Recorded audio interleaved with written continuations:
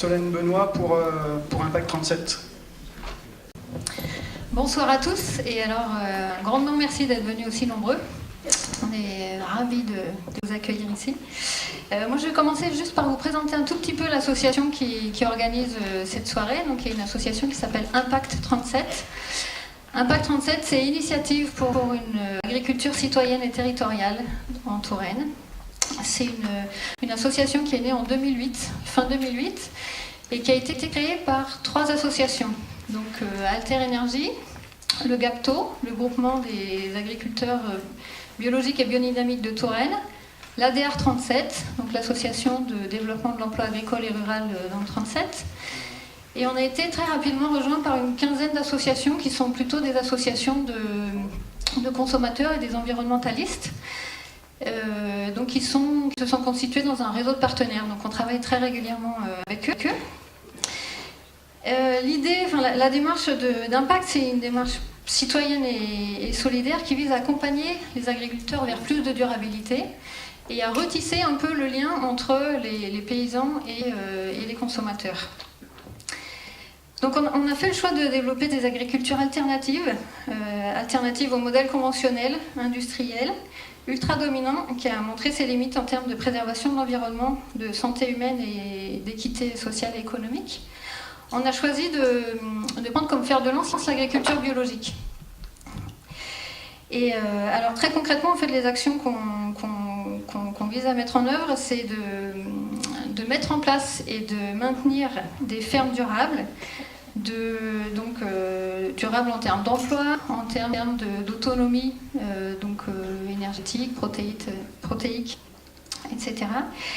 De relocaliser la production, la transformation et la consommation par le développement des circuits courts, de recréer le lien entre les paysans et les consommateurs, et puis de redonner un peu, de faire en sorte que les élus locaux se réapproprient un peu les enjeux agricoles sur leur territoire, et puis savoir mettre en place des actions en faveur du développement de l'agriculture durable sur leur territoire. Donc, de façon très concrète, en fait, on travaille, on a des actions qui sont à la fois à destination des consommateurs, des paysans et des élus. Donc, pour les paysans, c'est plutôt des formations, de l'accompagnement à l'installation. Pour les consommateurs, il y a des choses de tout type, mais il y a des outils en fait pour comprendre un peu mieux les enjeux de l'agriculture biologique et locale, pour interpeller les élus. On fait des chantiers solidaires sur les exploitations. On fait pas mal de choses. Et puis pour les élus locaux, on a des outils pour comprendre les enjeux du monde agricole. On fait des formations. Et puis on accompagne en fait des projets d'installation agricole sur certaines communes. Voilà, je ne vais pas m'étendre beaucoup plus, mais c'est en gros pour vous situer un petit peu le cadre. Et donc on fait notamment aussi des soirées débats. L'idée de ces soirées débats, c'est vraiment de pouvoir sortir un peu le débat agricole du monde agricolo-agricole, comme on dit chez nous, et d'ouvrir un petit peu publiquement les questions qui sont liées aux questions agricoles. Alors, je vais excuser des absents qui souhaitaient être là mais qui n'ont pas pu venir. Donc, Frédéric Thomas, le président du Conseil général, même si on a un représentant du Conseil général à cette table, et Mathieu le présentera tout à l'heure. Martine Chéniaud, la vice-présidente du Conseil général, aussi en charge de l'agriculture. Et puis Claude Courgeot, le président du Pays Loire-Touraine. Voilà, ils souhaitaient être parmi nous, mais ils se sont excusés. Et puis, je passe la parole à Mathieu, qui va vous présenter un peu les participants de la table ronde, et puis qui va vous présenter un peu le déroulé plus précis de cette soirée. Et je vous remercie. Merci Solène.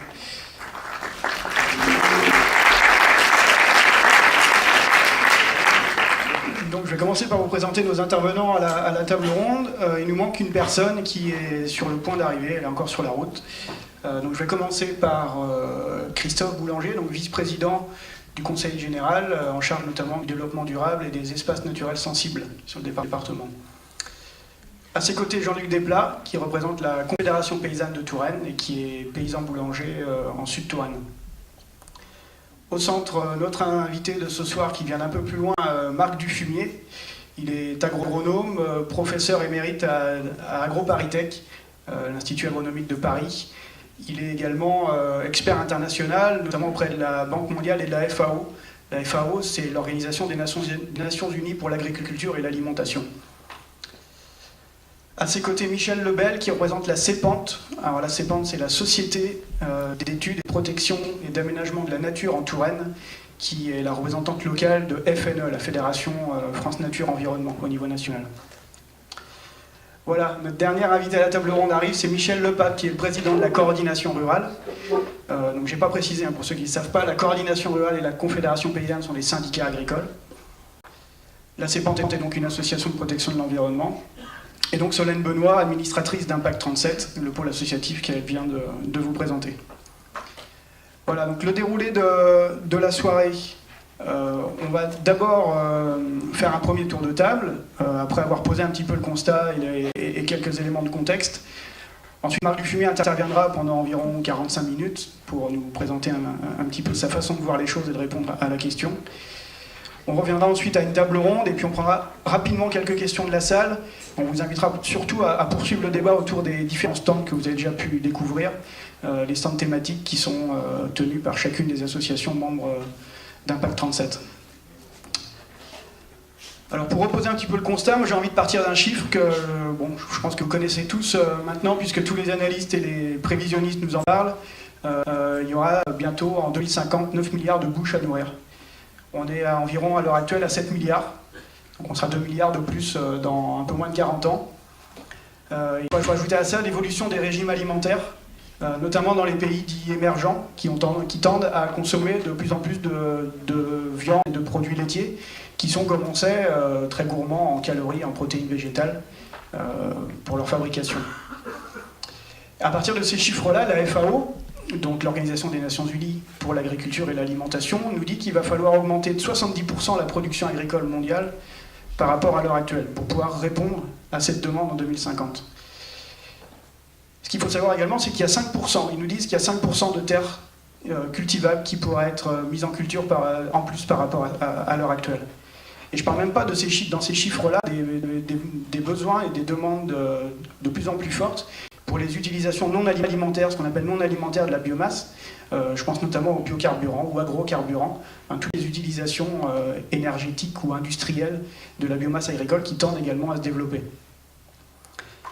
Donc voilà un peu pour les éléments de constat à l'horizon 2050. Et puis, autre élément dont il va falloir tenir compte, c'est les préoccupations environnementales, bien sûr, pour pouvoir s'inscrire dans une démarche de durabilité.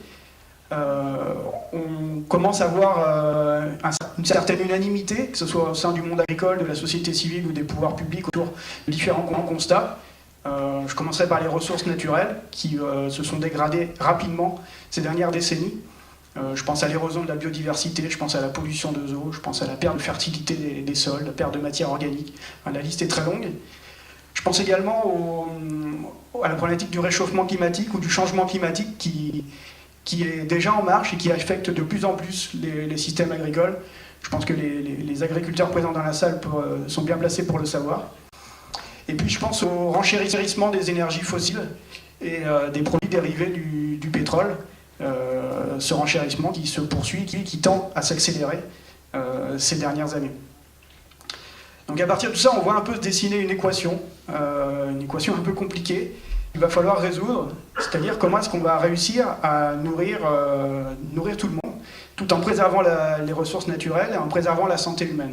Vraiment l'objet de la soirée de ce soir, d'essayer de répondre à cette question, quel modèle agricole, au pluriel probablement, développer pour essayer de résoudre cette équation. Les solutions, est-ce qu'elles sont d'ordre local, global, plutôt technique, économique, politique, psychologique? C'est un petit peu les questions qu'on va poser à nos invités ce soir et puis qu'on posera à Marc Dufumier dans un second temps. Donc, je vous propose de démarrer cette table ronde tout de suite à partir de ces questions-là. Et puis on passera la parole ensuite à Marc Dufumier. Donc Solène Benoît pour Impact. Merci, du coup c'est moi qui commence ce tour de table.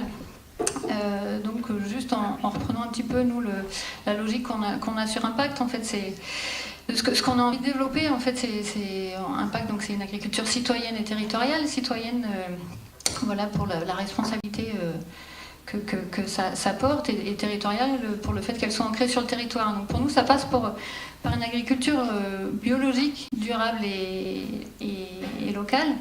En fait ça devrait pour nous être la base des logiques de développement des agricultures du monde. On voit aujourd'hui qu'il y a pas mal de travaux qui ont montré que c'était possible et ça nous semble aujourd'hui indispensable à la fois pour nous et pour nos enfants. Donc moi je redis que donc je suis administratrice d'Impact 37 mais je parle aussi juste en tant que citoyenne et puis maman de 2 enfants. Profondément moi j'ai envie de laisser un monde à mes enfants qui ne soit pas un monde trop compliqué à gérer pour un tas d'enjeux. Donc à Impact on pense que c'est ni à la France, ni à la région centre, ni à l'Indre-et-Loire de nourrir le monde. On n'a absolument pas vocation à ça. Et c'est démontré depuis longtemps que l'exportation des excédents de l'Europe et des pays du Nord vers les pays du Sud, en fait, ne fait que détruire l'agriculture des pays du Sud et ruiner les paysans. Et on pense qu'il est temps que les pays du Sud retrouvent leur souveraineté alimentaire. Donc le projet qu'on a développé au niveau du territoire, on pense que c'est ce type de projet qu'il faut développer localement, en fait, dans les pays, sur les territoires. Après, on pense que après la Seconde Guerre mondiale, en fait, la France a dû relever un défi énorme qui était le défi de la quantité pour l'alimentation, c'est-à-dire de nourrir en fait ses habitants. Aujourd'hui, le défi est presque relevé, parce que c'est faux de dire qu'en fait tout le monde aujourd'hui mange à sa faim en France, mais en tout cas, c'est pas à la hauteur des enjeux à la sortie de la guerre. Et on pense qu'aujourd'hui, le véritable défi, c'est celui de la qualité.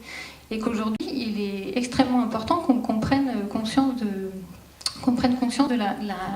l'envergure de ce défi-là. On pense aussi qu'aujourd'hui, la France et l'Europe ont la responsabilité d'aider les agriculteurs à réorienter leur mode de production dans ce sens-là, donc vers des systèmes qui sont plutôt des systèmes orientés vers la qualité, et notamment pour la majorité d'entre eux, qu'en fait on a enfermé dans des logiques productivistes et desquelles ils n'arrivent pas à sortir. Même ceux qui le souhaitent n'arrivent pas parce qu'ils sont vraiment enfermés là-dedans. Et on pense aussi qu'il faut retisser en fait les liens de confiance entre les consommateurs, avec les consommateurs, pour leur permettre d'accéder à une alimentation saine et de qualité, et qui soit bonne pour la santé des habitants d'aujourd'hui et puis pour les générations futures. Moi, j'aimerais revenir sur un certain nombre de constats en fait qui concernent plutôt la région et la France. Quelques chiffres qui nous paraissent assez marquants. On n'a plus envie que la France soit la grande championne de la consommation des pesticides en étant le premier pays consommateur en Europe et le 3e au monde. Aujourd'hui, en région centre, on voit bien que c'est catastrophique. Si on prend la nappe de Beauce, par exemple, donc, qui est la plus grande nappe d'Europe, aujourd'hui, elle regorge de nitrates et elle a atteint des seuils très très faibles. Donc elle est à la fois pleine de nitrates et puis on est aujourd'hui à 1 mètre du niveau d'alerte, on est arrivé à une hauteur de 113 mètres et on est vraiment sur des situations qui sont presque au bord de la catastrophe. En Eure-et-Loire, 50 à 60% des captages actifs d'eau dépassent les seuils de potabilité. Alors ça c'est l'Eure-et-Loire. En Indre-et-Loire, ici où on habite, c'est 9 communes aujourd'hui qui sont touchées par ça. Donc ça veut dire que l'eau potable commence les seuils de potabilité sont dépassés. Donc les seuils, c'est 50 mg par litre. Donc voilà, ça c'est des chiffres qui nous paraissent, des données qui nous paraissent très alarmantes. Voilà, quelques chiffres sur la bio. La surface agricole utile en Indre-et-Loire, on est à 2,7% de la surface agricole utile totale. Donc on est en deçà de la moyenne nationale qui est à 3,1%. Et juste pour rappeler les objectifs du Grenelle à l'époque, c'était 6% en 2012 et 20% en 2020. Donc voilà, sur cette question-là, on est très très loin en fait, des objectifs qu'on s'était fixés. Il nous semble qu'il y a quand même largement des efforts à faire. Après, on est terriblement en colère sur le fait que 80% des Français ne veulent pas d'OGM, mais que en fait, de fait, la dissémination dans les milieux naturels, elle est largement en marche et qu'aujourd'hui, quand on est consommateur, qu'on le veuille ou non, on se retrouve à manger des OGM. Et ça, on trouve que c'est complètement absurde. Voilà, et donc pour faire un peu le lien avec la santé, en fait en France, un homme sur deux a un cancer, 2 femmes sur 5. On pense que l'accélération du nombre de cancers est liée au mode de production, de consommation et de vie, mais que l'alimentation détient un rôle majeur dans cette configuration. Que, en gros, voilà, la crise de la sécurité sociale, pour nous, elle est plutôt sanitaire et pas financière. Et qu'il faut vraiment être conscient de ces enjeux-là. Alors, on remercie, nous, les lanceurs d'alerte pour leur engagement citoyen. Et donc, j'en profite pour remercier Gilles-Éric Serralini, qui fait un peu la une de l'actualité en ce moment, donc qui vient de sortir son étude sur les OGM. On sent qu'il y a une prise de conscience, en fait, qui se fait, notamment, on a vu, là, en région centre, assez récemment, que l'Adréal vient de proposer de réviser du coup les zones vulnérables en région centre. C'est donc quelque chose qui dépend de la directive nitrate. Donc elle a proposé de rajouter 325 communes sur la région centre, donc, qui sont des zones à protéger. Et dans ces 325 communes, il y en a 115 qui sont en Indre-et-Loire. Donc on est véritablement au cœur de tout ça. Voilà, je vais essayer de pas trop m'attarder. Voilà, on pense que ce type de décision, comme celle de l'Adréal, il faut qu'elle se traduise plus massivement dans les politiques publiques, et ça nous paraît extrêmement important. Évidemment, l'enjeu en ce moment, c'est la révision en cours de la politique agricole commune au niveau de l'Europe. Et l'injustice de celle qui est en place en ce moment, et donc est assez caricaturale en région centre, avec aujourd'hui des céréaliers en conventionnel qui touchent beaucoup d'aides et des éleveurs en bio qui en touchent presque pas. Et on pense qu'elle est assez représentative en fait de l'injustice qui existe plus globalement entre les pays du Nord et les pays du Sud. Voilà, donc on lance un appel au gouvernement, on n'a même pas peur, pour qu'aujourd'hui il puisse aller plaider pour une PAC qui ne soit pas juste un investissement de la PAC sur ce qu'on va mettre en place, mais qui soit véritablement une réorientation. Et évidemment, du coup, on compte à la fois sur les syndicats agricoles et sur la société civile pour faire pression là-dessus, en espérant que ça se fasse dans le bon sens. Voilà. Et puis pour finir, je voulais juste remercier sincèrement en fait, tous les participants à la table ronde, et plus spécialement les syndicats agricoles qui ont bien voulu venir débattre avec nous sur ces questions-là, parce qu'on pense que, donc comme je disais tout à l'heure, il est temps qu'on sorte un peu les débats agricoles du monde fermé un peu la corporation.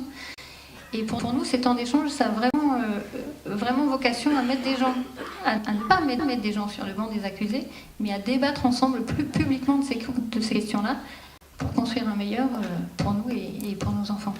Voilà, on pense qu'on est vraiment tous concernés, et on vous remercie de participer à cette table ronde. Merci Solène.